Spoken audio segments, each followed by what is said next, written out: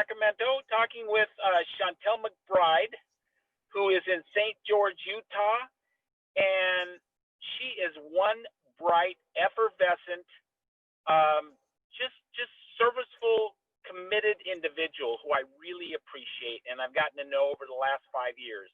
She's executive support staff for Kevin Hall, who is of Aspire, the Power of Words. He is also a speaker and a retreat leader throughout the country and actually throughout the world.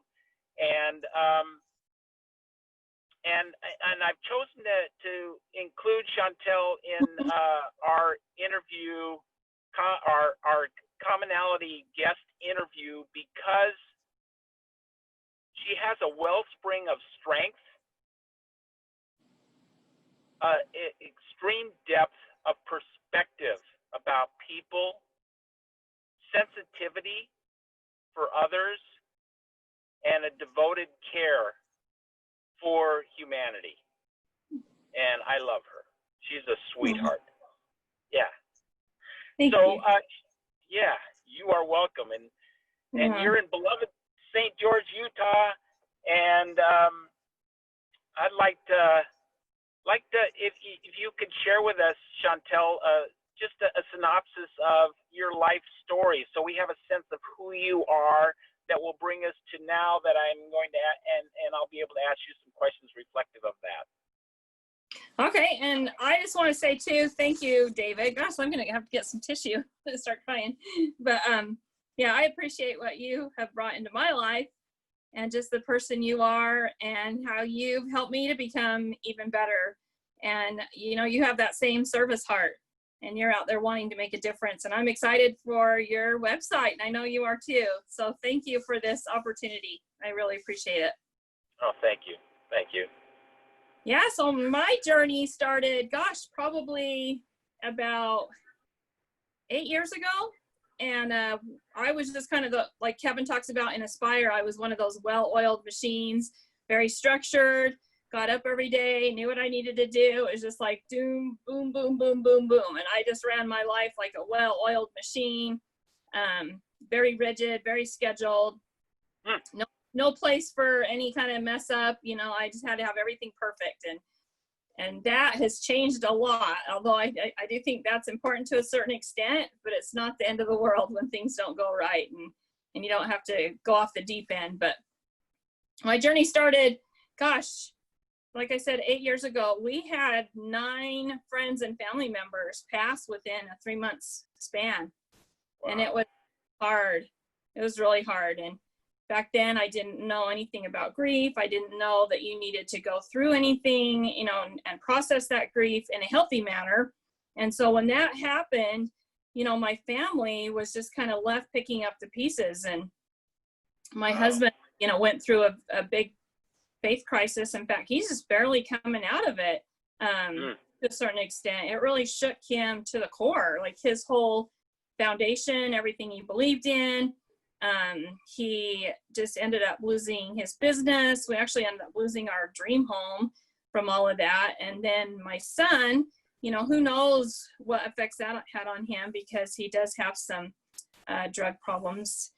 I do think some of that did stem from that, because he lost both his grandparents, a next door neighbor he was with, and someone he worked for. And it was just really hard. And then my daughter seemed to fare the best out of everybody. And then I thought, I'm just going to go out and save the world. I'm just going to go save everybody and do what I can that way. And it was just unhealthy.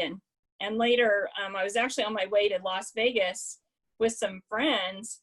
And one of the gals in the car, I had become like a grief counselor in a sense, because everybody was asking me how I had gotten through this or how I was doing it. And I felt like I wasn't. I felt like I was just trying to swim. But people were calling me, asking me for that information. And so my friend was a chaplain that was driving down to Las Vegas. So it's kind of a joke now that I went to Las Vegas and decided to be a chaplain. But, I wasn't going to do hospice. I thought, you know what am I going to do with my chaplaincy? What am I going to do? And I refused. I said, I'm not going to do hospice. And the next thing I know, I've been doing hospice now for 8 years. And And I know the importance of going through that grief and the importance of, you know, coming to terms when you're about to lose someone, and for the person themselves, knowing that they're about to transition into a new journey. So that's kind of where I came from. So I've been on this wild journey for the last 8 years of just trying to find out who I was, what I'm supposed to do, and just really tuning into being guided. Well, I would classify it as transformative to have the privilege of knowing you, and it's 8 years later. And when you had 9 people die in your life 8 years ago, and you were about having your life in control, all structured, all formal, everything in exquisite order. And then when people die, our whole universe is potentially shattered or shifted. And you had to go through that, and then inherently your family experienced all of that. You were called upon to look at life in a different way. Yeah, very much so. I do believe that. And we had come off a year of losing 5 people right before that, and so we were still grieving those losses. So it was just a lot. It's a lot, and I realized, like I said, the importance of just being able to, you know, process through that and actually grieving and mourning, and know it's okay to cry, and knowing it's okay to have a bad day, and, you know, and to get through it as all together and have a support system. You know, I had so many friends at that time, and they didn't have any ill meaning, but they just kept telling me, just give it away, just give it all back. You know, why are you so sad? And that is the price you pay for having love on this earth, on this planet. Yes. You know, there is a price, and you can't just get rid of it. It's always going to be there. And now I don't want it to go away. You know, I'll tell you, one of the biggest things I learned from all of that was, when that was happening, I kept feeling like every time someone passed away, that they were taking a piece of my heart. And by the time it was all done, I thought I didn't have any heart left. I thought, you know, everyone's taking a piece of my heart. I am just heartless. Like, I have nothing left. And then when I turned that around, and I thought, you know what, each one of those people brought something into my life and gave me a piece of their heart.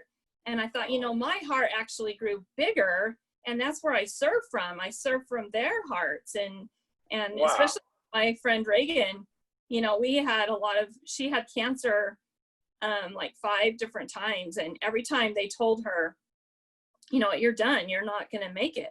And she would always say, she'd wink and say, I'll be back. You know, she's like, I'm going to fight this and I'll be back. And sure enough, she did. And she never, ever had to live her life different. She lived the way she loved. She never said, I need to travel more or travel less. I need to love my kids more, love them. You know, she just always came right back into her life and just lived it like she lived it before. And I thought, wow, how many of us can do that, or not want to, or need to feel like we need to change something? And she was a big inspiration to me. And we had some big plans. And I know she helps me. I know they all help me from the other side every day. I call on them all the time. And I feel like I have all these angels, and they're still in my life, just in a different way. But I know that she's been very inspirational to me on the other side. This was a good friend that had cancer that kept coming back from a seeming terminal situation, and and what I understand is she awakened in you a spirit of aspiration to live life and to discover who you are. Were you studying for chaplaincy in the last before those 8 years, or did this whole transformative experience with a lot of sadness and upset and disturbance to your whole routine of life, is that what moved you to decide to be of service in that manner? Oh, for sure.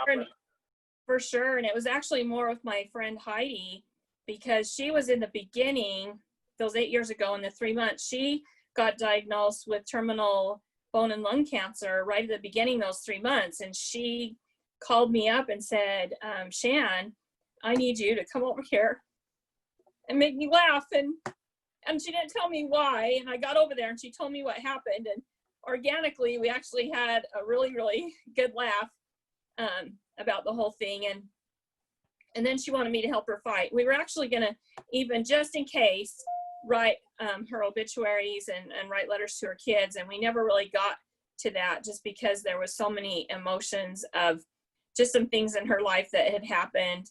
So she had a lot of anger and just some things we needed to clear up. So I helped her get to that point. And I think in the end, she was grateful for that, because she realized she didn't want to take those feelings and emotions with her. And so it actually turned out to be, just how it needed to be.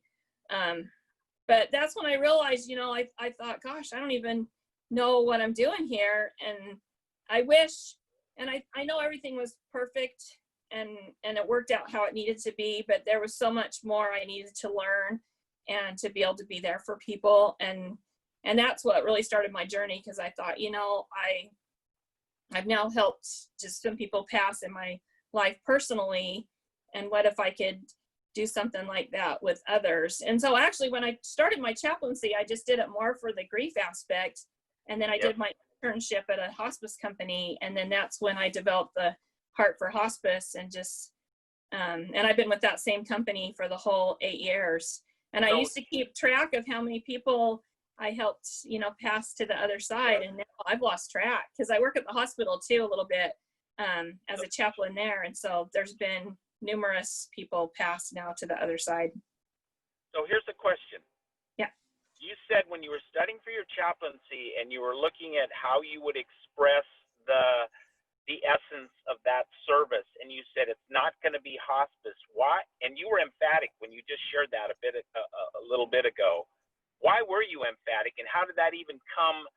How did that come into your mind to say no to it, and then all of a sudden you did a shift? The main reason was because, that the death, and that's why I do what I do. And I'm with Kevin too, because I do need a lighter side. I've learned I'm very much an empath. And so, I've learned how to not take things on, but it's heavy, it's, there's a lot of heaviness with it. I love it. It's sacred space, and I do embrace it, but it's also, I wouldn't want to, for me anyway, do that full time. I have to do, quite a shift change to get into that mode. And I listen to music. I call them state changes, where, you can raise your energy or lower it when I need to be. Cause you know me, I'm pretty, and a cheerful chaplain, I have a lot of energy. And so I have to actually bring that down. I can't bring that into a home where someone's passing, or into a hospital room. And so, it takes some energy for me to get to a different energy. And so I'm constantly, and I actually learned that in the seminar world, how to do these state changes for an audience. But for me, I realized I'm always realizing I learned something that I think I'm learning for what it's supposed to be, but then it ends up being for something personal, if that makes sense. So when I looked to the state changes, it was more for me to be able to do that for me personally than for an audience. And so I'm constantly, shifting my energy to where I need to be. And so I didn't, I thought the death part of it was just really heavy. And I thought, I don't want to do that. I don't want to be in that space, and it's a lot of work to get there. And so for me, I just all of a sudden right off the bat just said, I'm not going to do hospice. And then that's what I was really called to do. Wow. So you already knew that was what you were called to do, but your need to hold on to an alternative reality or alternative belief system was still prevailing, and then then you recognized, I got to honor this, and you must have. By the way, I'm losing the light in your face. Did the light change in the room? Oh, I think my computer went off. Hang on, I'm gonna pause. Yeah, good. Yeah, it's funny what we say no to, or often when we say I never will again, and yet we come back around full circle to recognize that which we wouldn't do, and to see that it calls to be faced in a Yeah. conscious, aligned, and patient manner. What you did resist so. persists. That's what I've always said. What you resist persists. Oh, that's so true. I had my feet in the ground and I'm like, I am not going to do that. That's not what I'm going to do. And everyone kept saying, well, what are you going to do with your hospice, with your chaplain? And I'm like, I don't know, but I'm not doing hospice. So, wow. Wow. Yeah. So I'm going to ask you, we're going to go get back to your experience with hospice, because it's sort of an amorphous area for many people, including me, so I want to develop it more. However, I'd like to just ask a few other questions about you, who you are. And what would you say, well, I had a couple questions in here in regards to what have been 1 to 2 key challenges of your upbringing. And as distinct from the challenge you just shared about going through all those deaths and not knowing how to deal with them, and yet going through a transformative process of awakening to the work you had to do in supporting people to meet death. Wow, that's amazing. You went through all of that tumult and disturbance in your life to discover who you are to be as a gift and a contribution. That's powerful. It's amazing what life delivers. Yeah, it was a huge gift, for sure. And, I look at it back then, it was pure hell. I'll just say that, it was awful. Yeah. And I just, I guess it's like that man's search for meaning. I went on my own search for meaning and just thought, there's more to life. And I was working at Nordstrom. I had worked at Nordstrom. Well, back then that had been 28 years, and I was just going to die there. Everyone would tease me and tell me that. They're like, we'll just find you in the dressing room one day dead. And I'm like, that's fine by me. I loved my job there. I loved my friends. I loved my customers. I was going to stay there. And I couldn't, after all that happened, when I would go back, I just kept thinking there's more to life than all of this. There's more to life than saving the world one fragrance at a time, and yeah. It got really hard for me. I started having these deep conversations with people, and and using my selling time to just talk to people and talk them out of buying something, because I'm like, you don't need that. So I turned into so I just thought, I can't do this anymore. This isn't feeding me like I thought it was. And I just knew one day I was done. And I still go in there every once in a while and help out and do some fun things. I miss everybody. I miss the fun that we had, but it just wasn't for me anymore. My whole life had shifted. How was it? How were you handling home base? How was home base? How was that experience through this process of transition and transformation? Yeah, and it was hard because I guess none of us realized we were grieving. I would look at my kids and I thought, they're just doing okay. They're kids, and I didn't know what to compare it with. So I didn't realize we were all in a deep grieving mourning period. And my husband especially, his whole life changed in a different way. So as he sunk down more, I was out, trying to find purpose and meaning in my life, and he was just, withering away, and it was hard. It's been really hard. We've been married. We just celebrated our 35th anniversary. Yes. And it's tough. It's been a tough eight years for sure. Wow. And wow. We've stuck it out, and we're both coming to a place now where we've landed from all of this. But I do see that, and I also sit on a board it's called the Bradley Center. It's for grieving children and families, and I did facilitate some grief groups there because I do see the importance, especially in children, that they do get some grief counseling when they lose a loved one. Children do know how to grieve, but they also have to have a place to go and have support and feel heard and feel like they can share their story in a safe space and to grieve and mourn healthy. It's extremely important, because if you don't go through it, I've learned it comes back later in a different way. Yes. That's where the numbing comes from. And you know, the drugs, a lot of drugs and alcohol come from that, because you just can't cope with that pain. It's deep. So how did your children fare? Well, my daughter seems to be, you know, doing okay. But my son, not so much. Yeah, he's still struggling. And there's a lot to his story too. You know, it's just that stacking that's happened, that just kind of stacked up and layered on top of some other things. And when it's stacked, it's reflective of the fact that that the experiences that caused the difficulties haven't been processed and integrated. And that just compounding takes place. Yeah. And even with adoption, you know, he's adopted, and, you know, we're told when you adopt, you know, just go home and love him. Well, we were like, okay, we have that. We can totally do that. And we loved on him like no tomorrow. And there's some other things that needed to be dealt with, you know, some abandonment issues, some things that I feel in a way was a little bit of a disservice.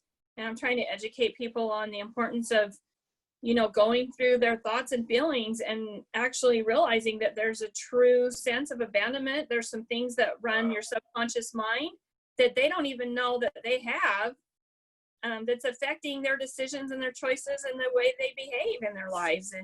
And I think it's important to know those things too. And awareness is key, right? Awareness is the first part of anything. If you're aware of something, then you can go through what you need to do to heal that. But if you're not even aware, there's no way to heal those things. So what was pivotal in what struck you to step out on a path of self-awareness and self-discovery? Because you could have gone down the rabbit hole and you chose not to, and you turned yourself inside out. What do you know what happened? Was there somebody that made those two people that had cancer, they made a difference? Was there anyone else or any particular situation that just woke you up? Or was it an evolution? No, there was several people that were placed on my path. I felt like I was in the Wizard of Oz. I felt like I was going down the yellow brick road, and this person would show up and this person would show up, and wow. It's been amazing. Like exactly when I needed someone and what they had, they would show up. And wow. Most of those people, the real core people who really were there with a message that I needed, have stayed in my life. And Kevin's one of them. You know, he came along that path, but there was actually a woman named Joyce. Who is Kevin, Shantel, for people who may not be aware? Oh, yeah, Kevin Hall. So he wrote the book Aspire, Discovering Your Purpose Through the Power of Words. And I had actually met him, well, it was right before all of this started happening. And he had gifted me his book. And back then, see, I was that well-oiled machine. I didn't really care about his book. I had gone to his seminar, and I sat there and was in awe, because you know how he talks and all the things he teaches, yeah. Principles. I had never heard of any of that kind of thing. It was clueless. And so I sat there thinking, oh, wow, you know, this is different perspective. But I didn't get it. You know, mm-hmm. It definitely hit a piece of me. It hit a core, but I didn't embrace it. I just thought, okay, you know, that's wow. Like I didn't even think of it as enlightenment. I don't know what I thought, but he gave me the book and I kind of thumbed through it and I'm like, okay, and I put it on the shelf for a year. I don't know, but then one day I was prompted big time. Like all of a sudden that book, you know, if you have those flashing strobe lights, that book was sitting on the shelf like, really? Pick me up. Yeah.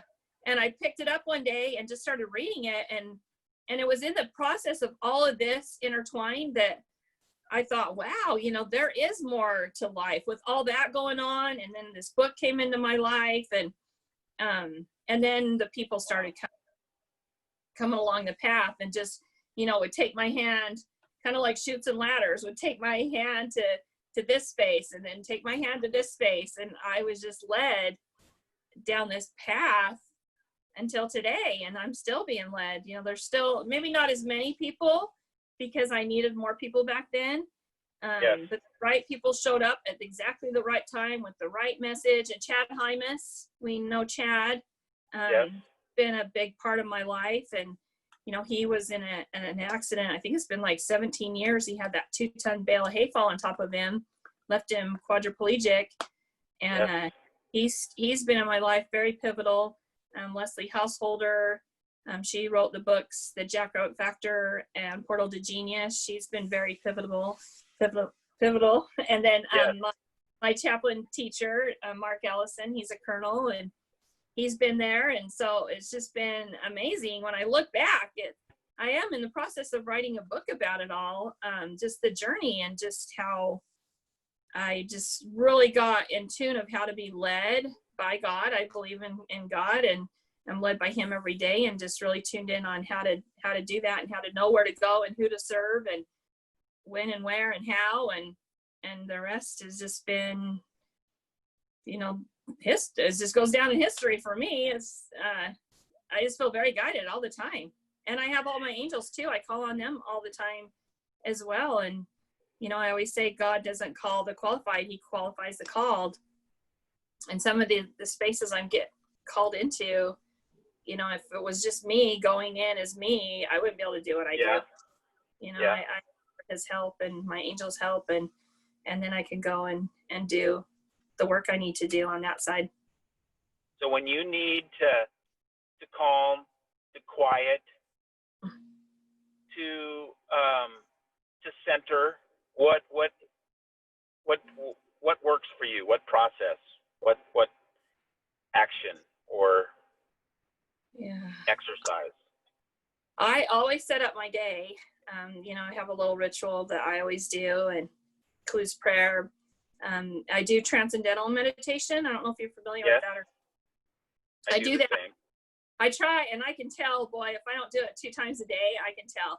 And I try really hard to do it, early morning, and then just a little bit later afternoon, evening. But that's helped a lot, just to quiet my mind for 20 minutes and just go blank and just be in that transcendence. And I'm glad I learned that years ago. And I try and go up to nature. I try and do things self-care wise, probably not as much as I need to or would like to, because I keep pretty busy. And that's another thing, people always say, when you're busy, you're escaping from things. And for me, it does help me not focus, a lot on my son, because I do worry about him a lot. But I've realized that serving is my self-care.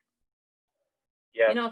If I don't serve, I'm not filled, and I get bummed out. I can get depressed very easily and very fast. And so for me, that's my self-care. If I start feeling depressed or feeling down, it's like, okay, I need to go serve someone. I need to go do something and help them. And then I feel like I've cared for myself that way. It's magical, isn't it? Serving others inherently is serving yourself. Yes. And then and what I'm hearing from you is you've also developed a practice of mindfulness, of self-awareness, so that you can see what's going on with you through your difficult times, and then make choices that support you to move through those and out of them, and to learn from them. Yeah.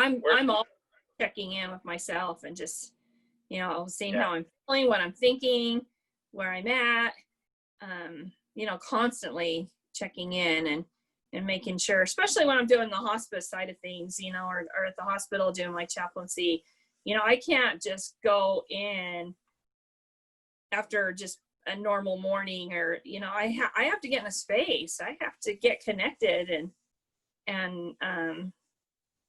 be able to hear what I need to say to these people, or just be there and be centered, be calm, and just,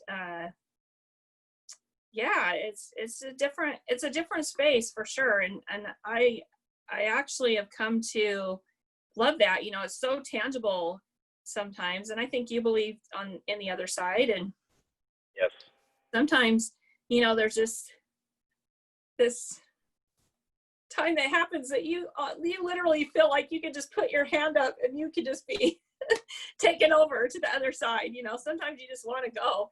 And, and that's been interesting too, with everything going on right now, people feeling like they're older, and with the COVID and all this, the unrest in the world, and a lot of them just feel like they just want to go. They're like, you know what, we're done. So it's actually, in a sense, made it easier for people to let go, because they're like, you know what, there's got to be something better than this. And so we're ready to go and get that. And so it's been easier for people to let go and just, go to that other side, because so many people, do believe that there is something better waiting for them, and that they'll be in a better, peaceful place. So when you practice the avocation of hospice, what actually is that process? What's the do most people know about it, or is it still somewhat esoteric? And what's your purpose in initiating it and guiding it? Yeah, there's so many people that don't know about hospice, and it's paid for. Your Medicare, Medicaid pays for that, or insurance. But it just gives you, it is pretty sad. And doctors are trained to save your life, and especially like with cancer doctors, and they'll keep treating you right up until the very, very end. And so many times, then at the very end, like people only have a couple days left, they'll call in hospice. And it's so hard, because you just look at them and think they haven't had any kind of quality in their life. They've had quantity, they've extended their life, but not in a quality manner. So they've missed out on all those times of just reminiscing and just having those memories and having conversations with their family, and, getting their pain managed, and actually having quality over quantity. And that's what hospice is about. And, they get their nurses, their aides, their social worker, chaplain, their doctor, everyone comes to them. It's just coming to that decision of, okay, we're ready. We don't want to go through the treatments anymore or do this anymore. And so many times when they start getting all that attention and the pain's managed, they actually end up a lot of the time, living longer than they were given, just because they're being taken care of and not, getting all this medication that's actually sometimes detrimental to your health, because there's always a side effect for another medication. There's this side effect or this side effect. And, but it's hard. I don't know what it's like, because I've never been there, and I try and imagine, gosh, what would that be like? When would I say, okay, enough is enough? And, I just think that's for each person to decide, but it's a hard decision. But hospice is wonderful. And people always say the thing we hear the most is, I wish we would have done this sooner. I wish we would have had hospice come in sooner. Wow. There's a book, you've probably read it, called Being Mortal by an Indian doctor. Yes. It's a beautiful book, because he speaks to all these endeavors of the medical profession to prolong and save life. And that's what they're programmed to do, and bless them. And yet at some point, we all will die. Mm-hmm. And how do we want to transition to the other side?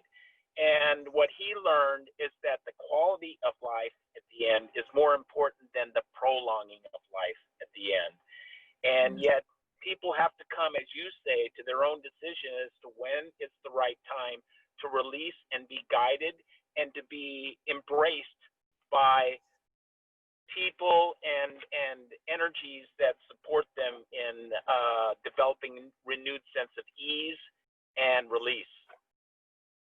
Yeah. There's actually did you know there's a documentary on PBS? That book is a documentary too.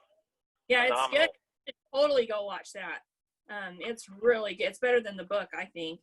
But, and I always used to think, because hospice, does promote passing at home, in the comfort of your home.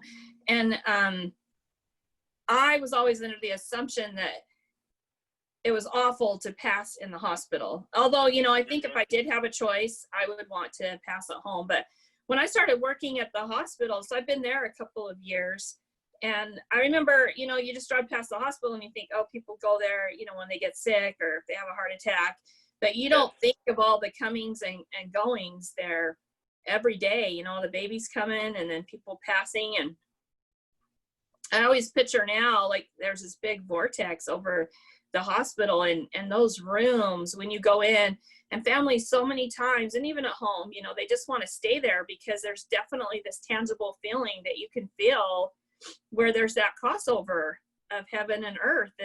And people will ask, you know, can we stay? And they'll stay for like hours sometimes. And our hospital is wonderful about, you know, the spiritual care and just doing what we need to do to honor anything religious that people need. You know, they've always been good to let us call the shots and do what we need to do, but families can stay there as long as they need to. And that room just is very protected in that space. You know, you just wish you could have that all the time. And it's definitely tangible. And I do think the hospital, you know, is a place for that vortex. It's right there. There's people, spirits coming and going all the time. So, and it's really cool. Yeah, once you're in that flume of energy, it matters not what's going on around. It matters what's happening within. And is any key in regards to stepping into the environment of someone who is at the tail end of life? What's a key transformation that you experienced through the work that you do for people as they're going through this? Yeah, in my position, you know, I found that we get a lot of conversations that people haven't had with anyone else because they haven't felt safe. You know, their family members are all worried. They don't want them to go. And, you know, people will feel like, okay, I'm ready to go. But I do believe that there is some control on keeping people here when the family members won't let go. And there's a lot of things that happen to where that person can finally pass. And you can tell when some families have more sense of like a spiritual sense that they can say, okay, it's time, and they don't keep someone here because there's definitely some control there. I mean, I do think when it's your time, but people get held back and then themselves, and you know, the faith does play a big part of that. You know, it does.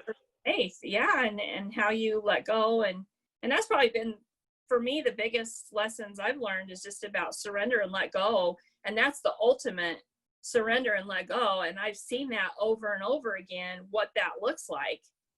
And so for me, you know, in my life, you know, it's really taught me a lot about surrendering and letting go just things and emotions and stuff, because it's the ultimate let go. It's the ultimate surrender is at that time, end of life, when you finally take that last breath and can go and be free.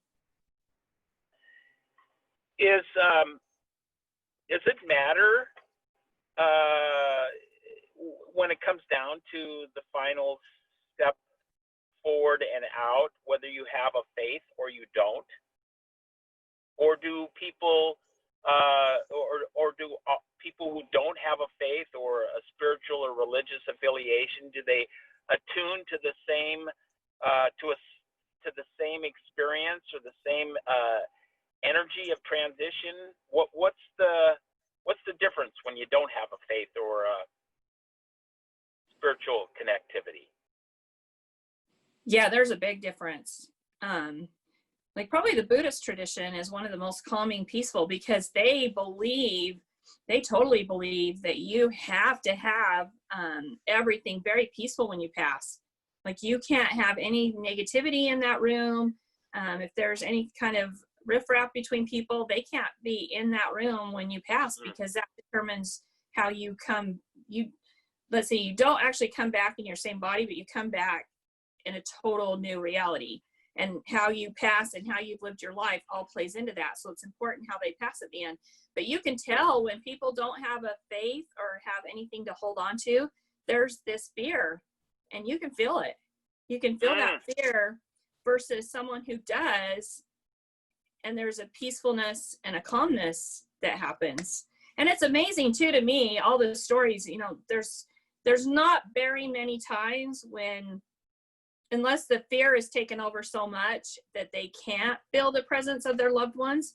But so many times people see those loved ones, you know, and you know they're there. You can feel it in the room. That room is not just with the people that's there that you can see it. The room gets very full, and they see those people coming, you know, to get them. And people they haven't talked about for years, you know, all of a sudden they'll talk about their mom is there, or someone, you know, a son who's passed, or a daughter, and that they're there to, you know, take them home. And it's just, yeah, that I there's no denying that for me. I've just seen it too many times and felt it too, but yeah, faith definitely plays a part in that. And even people that are, you know, atheists who don't believe anymore at the end of life, you know, they want a prayer. They say, just in case, just in case there's something. And that happens a lot too. Like all of a sudden faith does play a big part. Yes. Wow. Thanks. And it doesn't matter what your religion is. It matters that you have a sense of connection with some spiritual force, some spiritual universal energy that is bigger than you, that provides, that intimates a sense of embrace, of connectivity, of loving care, I would imagine. Yeah. Am I on? There's definitely, you know, that there's a lot of that talk about the death by dignity. And for me, I think there's a plan. I think, you know, I think the suffering is awful to watch. And, you know, we try and manage the pain as much as possible. But there's some things at end of life that happen between, you know, family. Maybe there's a rift there, and there needs to be some forgiveness and just bringing people together who maybe haven't been together. That's an important part of even the life process. And I'll tell you what, you can manage the pain, the physical pain, to a certain extent. You know, sometimes it's hard, you know, if there's cancer involved, and some cancers are worse than others. But I'll tell you, the tears come when there's someone getting ready to pass and there hasn't been a mend, you know, some kind of mending that's happened between somebody. And that is also, you can feel that when they feel like they wish they would have mended a relationship. Well, you have an amazingly delicate dance to exercise with so many different energies and with such a powerful experience unfolding. I salute you. It's quite amazing. If you were given the richness of your life experience to date, what are you most thankful? I'm thankful for the people who came on my path. I'm thankful for those who passed and taught me so much. I mean, they're still very much a part of my life. And I'm just thankful for this journey. I look back and I think, you know, it's such a dark time. You know, Kevin talks about, you know, the cave that we don't dare enter holds our greatest gifts. And that was definitely a cave for me. Yes. You know, definitely. I was so scared of dying, and just that whole process and just the unknown, and then to have all of this come into my life just from that moment, those moments right then, that all that happened, and just the journey it's brought me on. There's just so much gratitude there, and I don't feel like I've lost anything. I've gained, and I have, you know, arts with me and angels, and I can't wait to see them again. They're going to be like, you know what? Good job. Good job. Goodness. Yeah. If you were, I'm asking you to share what would be 2 or 3 recommendations you might have for fellow human beings reflective of your experience in life. Do you have wisdom that you've garnered that you'd like to share to support people in their journey? Not necessarily from a hospice standpoint? Yeah, just giving back. For sure that's been huge for me. And sometimes, I used to get accused of giving too much and not getting paid. And, there is some truth to that. You do need to get paid for some things, but also that give back, does work. And when you feel in your heart, you just need to do something for somebody and there's not going to be payment involved. That's okay. There's a perfect example, Alex Boyer, we know him as a dear friend, and yes. And we've been out doing these concerts, giving back to the frontline workers. And he actually, he hasn't been getting paid, and neither have I. And we've done like 11 concerts now, and just all, from our heart. And he actually got offered a job that he's looking into, having his own show at Circus at the hotel in Las Vegas. And that was all because he was doing a free gig that somebody told their friend who was in charge of doing the circus, finding the person for the show there. And so, he was talking about that at one of our concerts and just saying how by doing something, giving back, he actually got something from it. And you never want to serve thinking, oh, I'm going to get something from this. But just knowing that it's never, sometimes. Never a waste. No, and it's priceless. Shantel, just a minute. Let me plug this in because I'm losing some power here. Okay. Okay, good. So basically, serve without expectation and know that you're making a difference. Yeah, and then I say too, get connected with a higher power, whatever that is for you. It's always better to have something bigger than you that you can aspire to and be guided. I mean, whether that's nature or God, whatever that is for you. I think that's an important part of life. And then just never stop growing, just like Viktor Frankl. He said you could tell when someone was getting ready to die because they quit giving. And just always, give of anything you can give. And it doesn't have to be money. It can be your time. It can be you. It can be whatever you have to give. Just give up to the very, very end. And yes. And there's just so many rewards just in your heart that come from that. It's priceless. You can't get paid for that feeling. I salute you. I thank you for so much for sharing the depth of who you are. And you always had the gift within you. I cry. Just to give with such a sparkle and an effervescence of spirit. And you just didn't know it. And then you had to go through your trials, your struggles, your upsets, the machinations of life, and look at who you've chosen to be, who was always within you. And now that you're recognizing, you're just all the more liberated and all the more bright and embracing of others. And you just bring a smile into a room. Thank you. Thank you. Yeah. Thanks for being one of those people that I've been able to serve. And you guys, everyone I serve, they just bring so much into my life. And, it's that energy exchange between all of us, that you have to be able to receive and you have to be able to give. And there's just so much. And I think that's where so much of the gratitude comes from, is that giving and receiving on both sides. Yes. Yes. Yep. So thank you, Shantel, and I have no doubt that our guests that will view this conversation are going to appreciate the arenas that we touched on today and the heart that was exemplified. Thank you.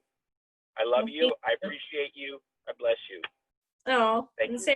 Likewise. Namaste and blessings to you. I'm holding my phone up. Wait, let me see if I can do this. Yes. All right. Thank you.